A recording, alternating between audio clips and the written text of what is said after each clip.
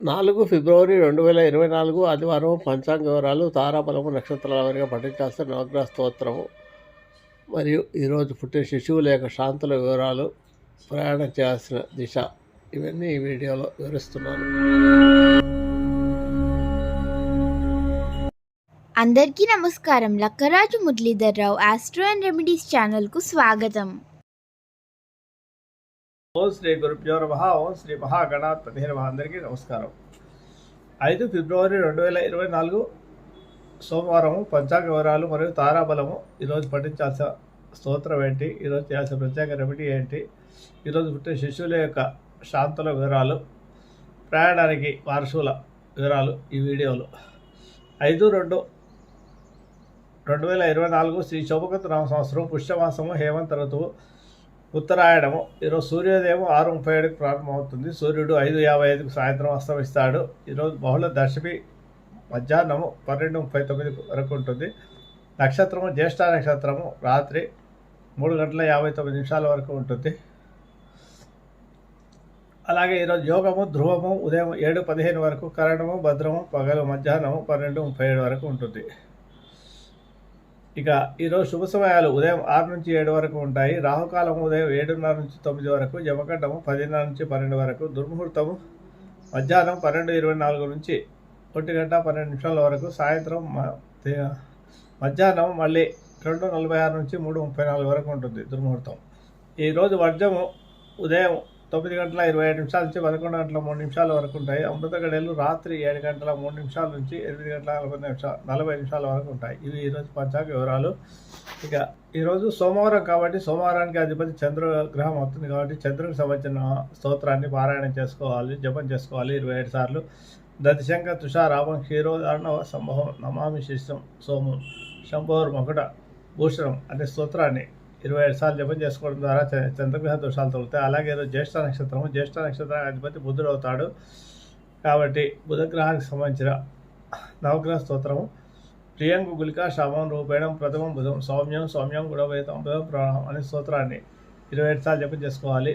బుధగ్రహానికి అధిపతి విష్ణుమూర్తి కాబట్టి విశ్వాసస్థాపారానికి కూడా అత్యధిక శుభాలు అందిస్తాయి. సోమవారము పార్వతీదేవికి చాలా ప్రీతికరమైన రోజు కాబట్టి దుర్గా సప్తశ్లోకి పారాయణం చేసుకోవడము కూడా మంచి ఫలితాలు ఇస్తాయి. సోమవారం కాబట్టి రుద్రాభిషేకం చేసుకుంటే ఎవరికైనా ఏమైనా ప్రత్యేకమైన సమస్యలు ఉంటే ఆ సమస్యలు తొలగడానికి ఏలినాటి శని కానీ, అర్ధాష్టమ శని కానీ, అష్టమ శని కానీ దశలు ఉన్నా కూడా, అలాగే రాహుగ్రహ దోషాలున్నా కూడా మీరు రుద్రాభిషేకం చేసుకుంటే రుద్రాభిషేకం వల్ల మీకు ఈ సమస్యలకు పరిష్కారం దొరుకుతుంది, మీకు ఇబ్బందులు తొలుగుతాయి.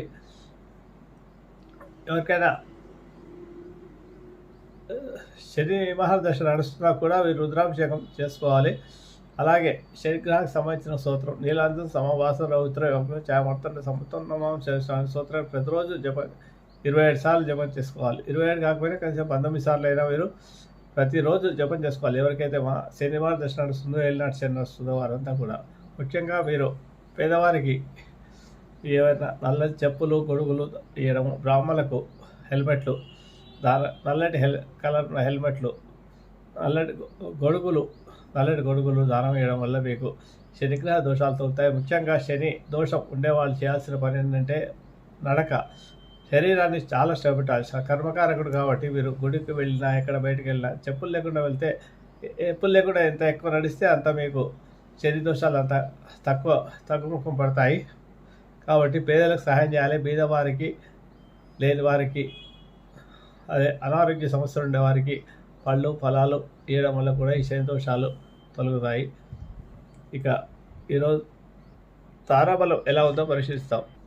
ఈరోజు జ్యేష్ఠ నక్షత్రం ఉంది కాబట్టి తారాబలం అశ్విని, మఘ, పుల నక్షత్రాలకు పరమైతి తార అవుతుంది కాబట్టి బాగుంది. అలాగే భరణి, పూర్వ పల్గుని, పూర్వాషాఢ నక్షత్రాలకు మిత్రతార అవుతుంది కాబట్టి బాగుంది. అలాగే కృతిక, ఉత్తర పల్గొని, ఉత్తరాషాఢ నక్షత్రాలకు నైదం తార అవుతుంది కాబట్టి బాగాలేదు. ఈరోజు రోహిణి, హస్త, శ్రవణం నక్షత్రాలకు సాధన తార అవుతుంది కాబట్టి ఏదైనా బాగుంది. ఈరోజు ధన విషయంలో కానీ, ఏదైనా కోర్టు కేసులో వేసుకోవడం కానీ, అప్పులు వసూలు కొనడానికి బాగుంటుంది. అలాగే విదేశీయానానికి అప్లై చేయడానికి కూడా బాగుంటుంది. వీసాలకు అప్లై చేసుకోవడానికి, ఉన్నత విద్యలకై.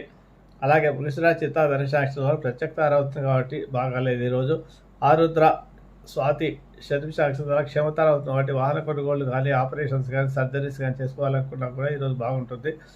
అలాగే పునర్వసు విశాఖ పూర్వభాద్ర నక్షత్రాలకు యువతార అవుతుంది కాబట్టి బాగాలేదు. పుష్యమి అనురాధ జ్యేష్ఠ పుష్యమి అనురాధ ఉత్తర భాద్ర నక్షత్రాలు సంపత్తార అవుతుంది కాబట్టి ఈరోజు బాగుంది.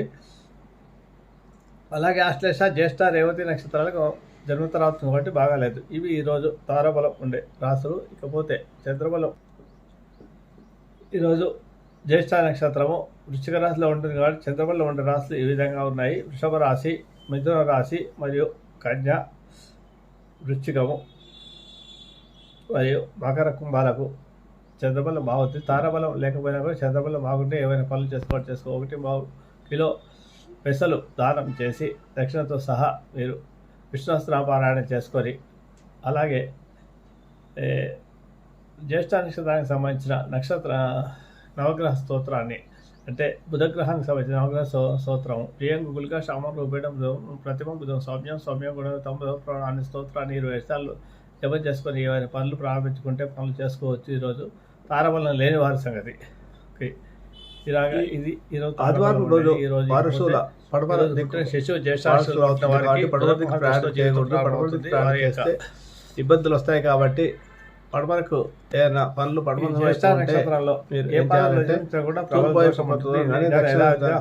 ప్రయాణించి తిరిగి వైపు వెళ్ళి ప్రయాణం చేస్తే ఆ దిశలో మీరే కార్యం వెళ్తారో ఆ కార్యం మీకు సానుకూలంగా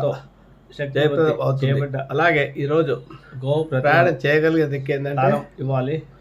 ఆదివారం రోజు పురుషుడు పుట్టిన ఉత్తర దిక్కుకు ప్రయాణం చేస్తే శ్రవణకు మంచి ధాన్య ఏర్పడుతుంది. ఇవి ఈరోజు పంచాంగ వివరాలు. శుభం. సత్యవాది. మీకు నా వీడియో కనుక నచ్చితే లైక్ చేయండి, షేర్ చేయండి. ఈ వీడియో కింద ఉన్న బెల్ ఐకాన్ను క్లిక్ చేయడం ద్వారా నా ఛానల్ సబ్స్క్రైబ్ చేసుకోండి. దీనివల్ల మీకు నా వీడియోలు అందుబాటులో ఉంటాయి. Thank you. జాగ్రత్తగా చాలా తెలివైన వాడు సంచరించేటప్పుడు చాలా జాగ్రత్తగా ఉంటాడు. అలాగే స్త్రీ పుట్టిన చక్కగా మాట్లాడుతుంది, పెద్దలను గౌరవించేది, భాగ్యవంతురాలు, సోదరుల ఎందు పుత్రుల ఎందు అధిక ప్రేమ కలిగేది, కోపం కలిగి అవుతుంది. ఇక సోమవారం తూర్పు వారసులో ఉంటుంది కాబట్టి తూర్పు వైపు ప్రయాణించకూడదు. తూర్పు వైపు ప్రయాణించాలంటే మీరు కొంత ఉత్తరం వైపు కొంత దూరం వెళ్ళి తర్వాత తిరిగి తూర్పు వైపు వెళ్తే ఆ తూర్పు వైపు ఏదైతే కార్యం మీద వెళ్తుందో ఆ కార్యంలో మీకు సఫలీకృతం అవుతాయి. అలాగే ఈరోజు సోమవారం దక్షిణ వైపు ప్రయాణం అనుకూలంగా ఉంటుంది. దీనివల్ల ద్రవ్యాభం కార్యానుకూలత ఉంటుంది. కాబట్టి మీకు నా వీడియో కనుక నచ్చితే లైక్ చేయండి, షేర్ చేయండి. ఈ వీడియో కింద ఉన్న బెల్ ఐకాన్ను క్లిక్ చేయడం ద్వారా నా ఛానల్ సబ్స్క్రైబ్ చేసుకోండి. దీనివల్ల మీకు నా వీడియోలు అందుబాటులో ఉంటాయి. Thank you. ఉత్తరం వైపు వెళ్ళి తర్వాత తూర్పుకు వెళ్తే మీకు పనులన్నీ అవుతాయి. శుభమస్తు. మీకు నా వీడియో కనుక నచ్చితే లైక్ చేయండి, షేర్ చేయండి. ఈ వీడియో కింద ఉన్న బెల్ ఐకాన్ను క్లిక్ చేయడం ద్వారా నా ఛానల్ సబ్స్క్రైబ్ చేసుకోండి. దీనివల్ల మీకు నా వీడియోలు అందుబాటులో ఉంటాయి. Thank you.